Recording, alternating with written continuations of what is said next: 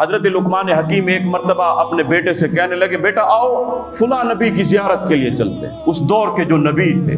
حضرت لقمان حکیم نے کہا چلو، بیٹے نے کہا چلو ٹھیک ہے۔ گرمی کا سفر تھا، بہت دور کا سفر تھا، کھانے پینے کا سامان رکھا، پینے کے لیے پانی رکھا، سواری اختیار کی۔ جب سواری پر جانے لگے اتنی شدت تھی گرمی کی کہ وہ سواری گھوڑا جو تھا وہ بھی کانپنے لگ گیا۔ اتنے میں باپ بیٹا جذبے سے سرشار تھے کہ نبی کی زیارت کے لیے جا رہے ہیں۔ یہ ہم جیسے مسلمان تو نہیں تھے کہ کوئی چھوٹی سی تکلیف آئی اور پھر جو ہے وہ نیکی کا کام، نیکی کی نیت وہی ختم کر دی۔ سر میں درد ہوا، بخار ہوا تو اب مسجد میں نماز نہیں پڑھنی، گھر میں ہی پڑھ لیتے۔ تو اللہ نے اجازت تو دی ہے نا، لیکن یہ اللہ کے پیروکار، اللہ کے نیک بندے، یہ ایک مرتبہ نیت کر لی تو اب جانا ہی جانا ہے۔ اب باپ بیٹا آپس میں کہنے لگے سواری رک گئی تو اب کیا کریں؟ بیٹے نے کہا ابا جی پیدل ہی چلتے ہیں۔ باپ نے کہا چلو ٹھیک ہے چلتے ہیں۔ اب یہ بیٹا تھا اور یہ باپ تھا، چلتے گئے۔ اتنے میں گرمی کی شدت تھی، گرمی جب زیادہ ہو پانی کی پیاس بھی اتنی لگتی ہے۔ اب پانی پینے لگ گئے، کھانا کھانے لگ گئے، وہ پانی بھی ختم، وہ کھانا بھی ختم۔ اتنے میں پھر چلتے جا رہے ہیں، چلتے جا رہے ہیں، اللہ کی رضا پر راضی ہیں۔ جب چلتے جا رہے ہیں اچانک بیٹے کے پاؤں میں ایک ہڈی لگی، ہڈی اتنی لگی کہ وہ پیوست ہو گئی، اندر ہی پیوست ہو گئی، خون کے فوارے تھے۔ بیٹے کی حالت جب دیکھی تو بیٹا بے ہوش ہو گیا۔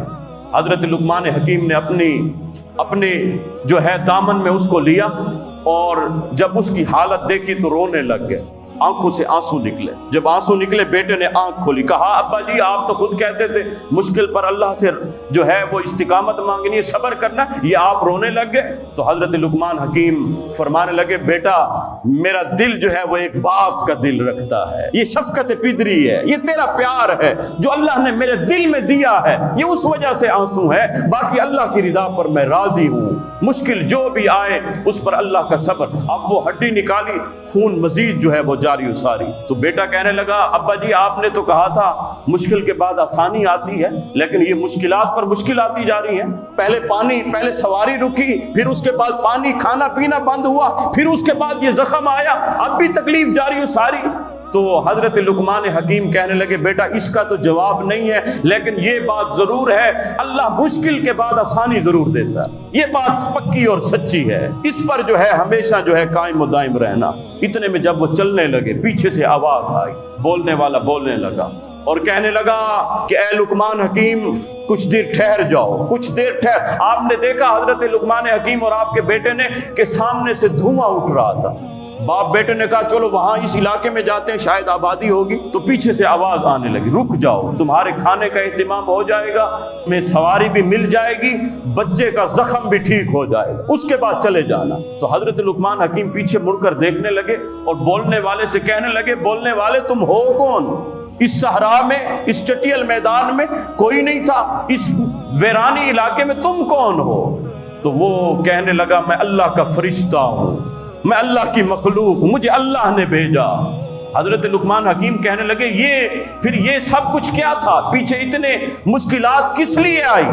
تو وہ فرشتہ ذرا غور کیجئے گا، فرشتہ جواب دینے لگا اے لقمان حکیم آپ جب چلنے لگے اپنے بیٹے کے ساتھ بڑے تیز رفتار تھے، یہ جو سامنے دھواں اٹھ رہا ہے نا، اس بستی کو اللہ نے مجھے حکم دیا اس بستی کو تباہ و برباد کرنا ہے، اس بستی کو جو ہے تہس نہس کرنا ہے۔ آپ کی رفتار بڑی تیز تھی، آپ جس رفتار سے آ رہے تھے آپ نے اسی وقت اس بستی پر پہنچنا تھا اور اسی وقت عذاب نازل ہونا تھا۔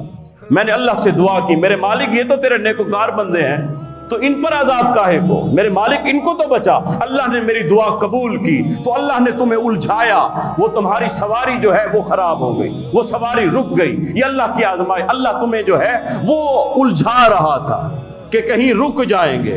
پھر کہا کہ تم نے صبر کیا، پھر چلنے لگے، پھر تمہارا پانی بھی ختم ہو گیا، پھر تم ذرا ٹھہر گئے، پھر تم ٹھہر گئے۔ اچانک اگرچہ تمہیں ذہن میں خیال آیا کہ یہ تو مشکل آ گئی، لیکن مشکل کے بعد آسانی ہے، مشکل کے بعد تنگی کے بعد اللہ نے آسانی تمہیں دینی۔ کہا پھر اللہ نے تمہیں الجھایا، تمہارے بیٹے کے پاؤں میں زخم آیا اور یہ الجھنے لگا، یہ تکلیف میں آیا، یہ اللہ کی طرف سے آزمائش تھی، میرا رب جو ہے تمہیں بچا رہا تھا۔